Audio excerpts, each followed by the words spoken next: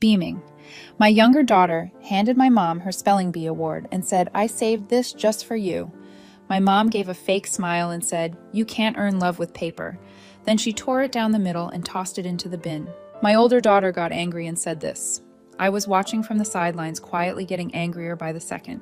June was standing beside my mom, holding out the spelling bee certificate with both hands, like it was something sacred. Her cheeks were pink, not from embarrassment, but from excitement. She'd won first place that week. Her school-wide spelling bee, 30 kids competing, and she beat them all. She had asked if she could give it to Nana because she wanted her to be proud. She said, "I saved this just for her." I told her then she should be the one to have it. I don't know what I expected. Maybe not a huge reaction, but something. A smile, a hug, maybe even a compliment. Instead, I sat and watched my mother take the certificate like she was being handed a napkin. Give it a quick look and say in that cold, flat voice she uses when she thinks no one will challenge her, "You can't earn love with paper." Then, right in front of all of us, she tore it down the middle and tossed it in the trash bin under the serving table. No one said a word. No gasp. No awkward laugh. Not even my dad, who just reached for his wine like this was all normal. My brother Adam's kids were too busy with their phones to notice. His wife saw it. She always sees everything, but pretended she didn't. And June. She just stood there, still holding the envelope, which was now completely pointless. Her eyes were wide, but she didn't cry. She just looked different, like something had shifted, like something had broken, and she was trying to figure out whether it was small enough to fix or too big to name. I wanted to get up. I wanted to scream at my mom or grab the certificate pieces from the trash or just pull June into my arms, but I didn't move. My whole body felt like it was full of wet cement. But Riley moved. She didn't hesitate. She put her fork down loud enough for the sound to echo and stood up. She looked straight at my mom and said, "Do that again and I swear I'll tell Mom to cut you off. You don't deserve her help if this is how you treat her kids." The silence that followed was louder than anything I'd heard all night. My mom gave a short, fake laugh like she didn't believe Riley had it in her. Adam kept his eyes on his plate. My dad cleared his throat but didn't say anything. The air felt thick. Riley didn't back down. She didn't yell, didn't get dramatic, just stood next to her little sister like a wall. And I realized she had been waiting. She had been holding all of this in for years, watching how June tried so hard to win love that was never going to be given, watching how I kept the peace, how I stayed quiet to make things easier. Riley saw everything. She always has. That's when I knew it wasn't just about the certificate, not even close. This was about years of being second place in a family where love came with strings, conditions, and a scoreboard that never worked in our favor. And I just sat there, still watching from the sidelines, but something had shifted in me too. It was the first time I actually started to wonder if Riley was right. Maybe it really was time to stop pretending. The ride home felt like being sealed in a vacuum. No one talked. Riley's hand stayed at 10 and 2 on the steering wheel, her jaw clenched the entire time. June sat behind me, staring out the window like she was somewhere else. I kept glancing back at her through the mirror, hoping she'd meet my eyes, but she didn't. She looked small, not just young, but smaller, like someone had taken something out of her that couldn't be replaced. I opened my mouth twice to say something. Maybe I'm sorry, or you didn't deserve that, or even just, are you okay? But every version sounded hollow, like it wouldn't be enough. Riley didn't say a single word until we got home. She parked in the driveway and just sat there for a few seconds, keys still in the ignition. Then she said she humiliated her on purpose. I didn't know what to say, so I stayed quiet. Riley finally looked at me. "You helped her pay for their new roof. You paid half the down payment on their stupid car," and she couldn't even pretend to care about June for 5 seconds. Her voice didn't shake. It was steady, almost too calm. That was worse somehow. I told her I wasn't expecting it, that I didn't think my mom would, but Riley cut me off. "You didn't think she'd do something like that. Have you met her?" I didn't argue. I couldn't because I had thought she'd do something. Maybe brush it off or make a passive comment. But tearing it up in front of everyone, tossing it like a used napkin, even I hadn't seen that coming. Riley got out and slammed the door hard enough to make the windows rattle. June followed her in quietly, still holding the empty envelope like she hadn't noticed there was nothing in it anymore. I stayed in the car for a few more minutes. I just sat there in the dark trying to figure out how I got to this point. Helping my parents pay their bills every month while getting told I was raising emotional kids, giving them grocery money while my mom rolled her eyes at June's piano recital. It wasn't just the money. It was the fact that no matter what I gave, they always looked past me, past my girls, as if my brother's family was the real one, and we were just extras hanging around the edges. The next morning, while the girls were still asleep, I sat at the kitchen table with my laptop and logged into the joint account I shared with my mom.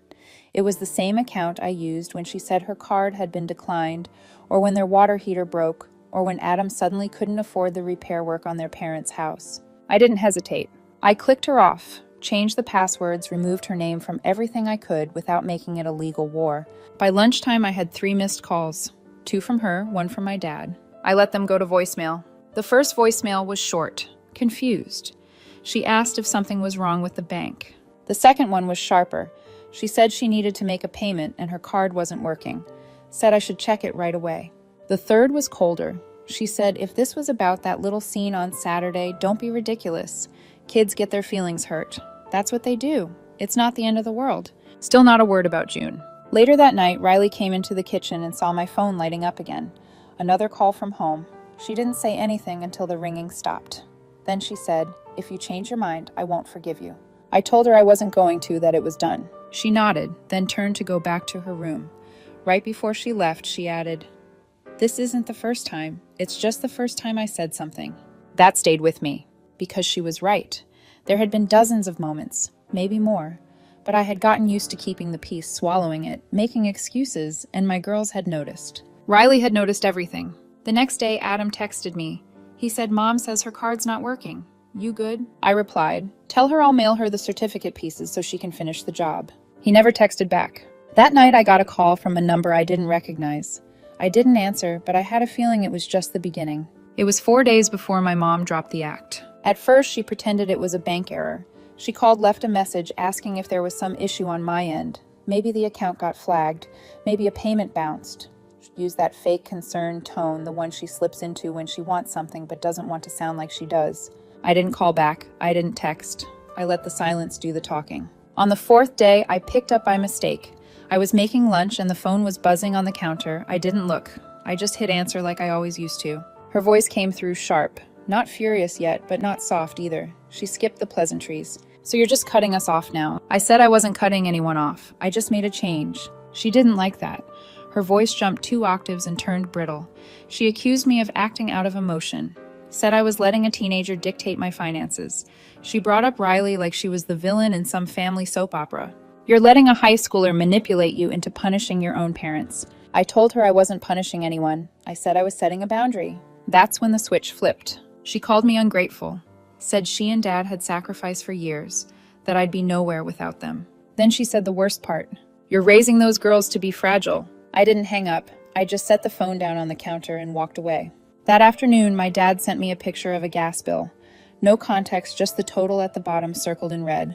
I didn't reply. The next day, it was a voicemail. Her voice trying to sound calm, asking for help. Just this once. Just the water bill. Just the difference on the insurance this month. She said it won't be forever. It always was. 2 more days passed. Then she called Riley. Riley came into the kitchen with her phone in her hand, eyebrows raised. She said Nana just called me a brat. Apparently, Riley had answered, thinking maybe it was something important. It wasn't. My mom had called to tell her she was out of line, disrespectful, and had no business speaking like that to an elder. I could tell Riley was more stunned than hurt. I told her, "You don't have to answer if she calls again." She said I won't. The next morning, I heard gravel crunching outside. I looked out the window and saw my dad's car pulling into the driveway. They hadn't texted, no heads up, just showed up like it was 1998 and we were still playing by their rules. I opened the door before they could knock. June was at a friend's house for a sleepover. Riley was upstairs in her room. My mom walked right past me into the living room. My dad followed but kept near the door. "We're not here to fight," she said. I didn't say anything. She said they couldn't live like this, that their income wasn't enough, that the cost of everything had gone up, and that what I was doing, cutting off the joint account, was cruel and dramatic. Then she pulled an envelope out of her bag. Inside were photos, old ones, me holding Riley as a baby, June at a Christmas concert, all of us at the beach 10 years ago. She spread them out on the coffee table like exhibits in a case she thought she was winning. "This is your family," she said. "You don't just walk away from this." I looked at the photos and I remembered those moments. But I also remembered what came after each of them, the comments, the cold shoulders, the quiet favoritism. the things left unsaid that somehow weighed more than the things that were. Then Riley came down the stairs. She looked at the photos, then at my mom. She said, "Did you bring the spelling certificate too, or is that still in your trash?" My mom opened her mouth, but nothing came out. My dad looked like he wanted to disappear. Then Riley looked at me, not mad, not pleading. Ready. If they won't leave, I will. I stood up and told them it was time to go. My mom scoffed. She actually scoffed like the whole thing was beneath her. My dad muttered something I couldn't hear. Then they left, without a word of apology, without even pretending to mean it. The door clicked shut behind them, and for the first time in years, the house felt quiet in the right way. The house was silent after they left, but it didn't feel peaceful. Not yet. Riley sat down at the kitchen table like nothing had happened, scrolling through her phone while I stood in the hallway, still staring at the closed door. My heart was racing like it had somewhere to be, but everything else in me felt still. That night, Riley said something that stayed with me. She said, "She's not done. She doesn't know how to be done. She'll try something." I asked her what. Riley shrugged. "She'll twist it, make herself the victim, maybe turn it into some big thing about you abandoning her. She'll tell Adam a version that makes you look crazy. Then she'll try to get in through someone else, maybe Dad, maybe even me again. Just wait." I wanted to believe Riley was being dramatic. I really did. But deep down, I already knew she was right. My mother was the type who needed control like oxygen. She didn't yell to get it. She didn't beg. She rewrote quietly, behind the scenes. She planted seeds and then stood back while they grew into confusion. I didn't expect her to stay gone for long. It started 2 days later with a neighbor. I was bringing in the trash bins when Mrs. Clemens, who lived 3 houses down, stopped me on the sidewalk. She said she ran into my mom while walking her dog. Said your mom seemed worried about you and the girls. She used that word worried, not concerned, not curious, worried. Said my mom had mentioned I'd been under a lot of stress lately and how it was so hard raising 2 daughters alone. I smiled, politely nodded, and went back inside. I locked the door, not because I felt unsafe, but because I knew what was coming. 3 days after that, I started getting envelopes in the mail. No return address. Each one had a photo inside. The first was of me and Adam as kids on the swings in our old backyard. The second was my high school graduation. Me smiling, my mom's arm around me like we were best friends. No notes, just the pictures. At first I thought maybe she was just trying to get to me emotionally, but then I realized something else. She was laying groundwork for someone, maybe Adam, maybe my dad, maybe the neighbors, maybe even for herself. Building a narrative she could stand on when the cracks started showing. But the third one, that one was different. It was taped to my driver's side mirror while I was inside the grocery store. A photo of my dad holding Riley when she was 3. They were both laughing. I remember that day. I took the picture. That time I didn't throw it out. I brought it home and showed Riley. She just shook her head and said, "This is how she apologizes. Through guilt." That night while Riley and June were doing homework, I got a call from Adam. He said, "Hey, I've been meaning to ask, is everything okay with Mom and Dad?" I told him to fine, okay. He sighed. He said things got weird after the dinner. She didn't say much, but she hinted I was pulling away. I asked him if she told him why. He said she said something about June getting upset over a joke. "I don't know, Celia," he said. "She said it was a misunderstanding." I was quiet for a second. Then I asked him, "Do you really think it's a misunderstanding when someone tears up a kid's award in front of everyone and throws it in the trash?" He went silent. Then he said I didn't know it was like that. Exactly, because she never told him. He mumbled something about how they're getting older and things are hard for them. Then he said something I didn't expect. She asked me to look into co-signing on a loan, said she was short this month. That's when I realized what this all was. Not just guilt, not just manipulation. She was building a case, laying down a trail of photos and half-truths and concerns so if I didn't come back, she could find someone else to fix it. I told Adam not to do it. I said, "You sign that loan and you'll be stuck with it. I'm warning you." He didn't say yes or no, just said he'd think about it. The next day, Riley asked if she could visit June during lunch at school. I said sure. She picked up cupcakes and a printed copy of the spelling certificate one she'd scanned before dinner that night. She even laminated it. She said it was for June's Hall of Fame wall. Said every winner should have a place to shine. June lit up when she saw it. When they got home, June handed me something folded in half. It was a note written in my mom's all-caps handwriting, not cursive. She only used block letters when she was serious or angry. Red ink. "I miss my girls.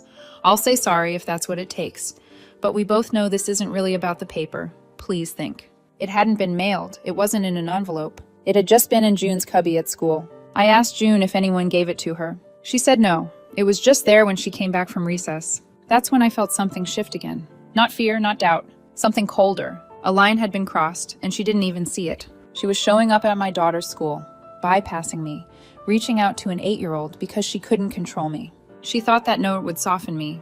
It didn't. It hardened something. And that was the moment I stopped waiting for an apology, because I knew then she wasn't sorry. She was just regrouping. After the second note showed up at June's school this time with money folded inside, I knew I couldn't keep pretending this would pass. It was deliberate now, quietly invasive. My mother had crossed into something else entirely, something I couldn't explain away or soften. She wasn't trying to apologize. She was trying to reassert control the only way she knew how, by reaching around me. The note was in a small white envelope buried in June's backpack between her reading folder and math worksheet. Inside was a $50 bill, neatly folded in half, and a short message written in the same blocky handwriting as before. For your next win, love, Nana. Riley saw me open it. She didn't say a word at first, just stared at the money. Then she took it out of my hand, walked to the sink, and tore it down the middle like it was nothing. I flinched, not because of the money, but because of the finality of the gesture. She said, if she thinks she can buy back her spot with this, she's more clueless than I thought. She tossed the pieces in the trash and walked out. That night I sat at my laptop and blocked my mom everywhere. Cell number, email, every account she'd used to message me in the past. I didn't stop there. I blocked my dad too. Not because he'd done anything directly, but because he hadn't stopped her. Because he stood by while it happened. Because I knew without question the next note or gift would show up from his hand if hers was blocked. Then I called June's school and made it official. Only Riley and I were to be allowed for pickups, drop-offs, or any kind of school contact. No exceptions. I didn't give them a reason, just said family issues. The woman on the phone didn't ask. She just said got it and confirmed it in writing. The next morning I didn't feel guilty. I felt clean, quiet. That feeling lasted about 36 hours. Then Adam showed up at my front door. No text, no call. Just rang the bell like he still had the right to walk into my life unannounced. I opened the door and stepped out before he could. He didn't waste time. Are you seriously blocking Mom now? I told him she went to June's school twice. That gave him pause. Not enough, but enough. He said she'd been trying to reach me. She's crying. She doesn't understand what she did wrong. I asked him if she told him what happened at dinner. He shifted a little, not looking directly at me. She said there was a misunderstanding, that maybe she was too blunt. I laughed because of course she did. A misunderstanding is how my mother erases the parts of herself she doesn't want to claim. Then I asked him something I hadn't planned to. Did she ask you to co-sign a loan? His face gave it away before he could speak. I said, don't do it. You'll regret it. She's not telling you the truth about what's going on. He said, she's struggling, Celia. They're getting older. You're not even willing to talk to them anymore. What do you expect them to do? I looked at him and asked, if someone did that to your daughter, ripped something she was proud of, told her she couldn't earn love, made her feel worthless in front of everyone, what would you do? He didn't answer. Then I told him the part he didn't know, that the money had shown up in June's backpack, that she'd used her access to a child as a new channel. He said she just wants to be part of their lives. Maybe she doesn't know how anymore. I said, then maybe she shouldn't be. And I went back inside. That night, while Riley was watching something in the living room and June was brushing her teeth, my phone buzzed again. An unknown number. The message was short. Still your mother. Still family. Don't forget who we are. I stared at it for a long time, and then just out of habit, I scrolled through my photos until I found the scan of June's certificate, the one Riley had saved. I zoomed in on her name, all in bold at the top. First place, June Spencer. And I realized something right then. This was never about one dinner or one torn certificate. It was about how many little things I'd excused. How many times I told my girls to be patient, to be polite, to try harder with people who never earned it. That night, I deleted the message, blocked the number, and turned off my phone completely. And for the first time in years, I didn't check it again before bed. The next week was quiet in the way a room feels right after someone slams a door. No calls, no texts, no notes, no sudden pop-ups at the house. Just nothing. And the longer it lasted, the more I knew it wasn't over. My mother wasn't giving up. She was recalculating, waiting for a new angle. She always believed silence was power, not punishment. It made her feel like she had the high ground. But what she didn't realize this time was that I'd already stepped off the battlefield. By Thursday, Riley brought it up again. She asked if I'd heard anything. I told her no. She nodded like she expected that. Then she said, you know, you've got to block Dad's number too, right? I told her I already had. She looked surprised. Not because I did it, but because I did it before she asked. Good, she said. Later that night, I found June in her room, putting up the reprinted certificate on her wall. She had taped a little star-shaped note under it in marker. I worked hard for this, and for a second I felt this wave of guilt. Not for what I'd done, but for how long I waited to do it. For all the Saturdays I brought them into a house where love came with strings, conditions, and silent rules about who deserved more. That Saturday, Riley got a DM on Instagram from a family friend, someone who still talked to my mom. It said, "Your grandma's been posting old photos of you and your sister." She wrote this whole thing about how family falls apart when pride gets in the way. Riley didn't even finish reading it. She showed me the message, rolled her eyes, and said, "I told you she was just regrouping." I went and checked for myself. My mom had made her profile public. It was covered in old photos, me in college, Riley and June as babies, my wedding. Each one had a caption that danced around the truth just enough to sound believable if you didn't know better. She used phrases like, "Some wounds take time to heal, and when family shuts you out, it's like losing a limb." She didn't say my name. She didn't have to.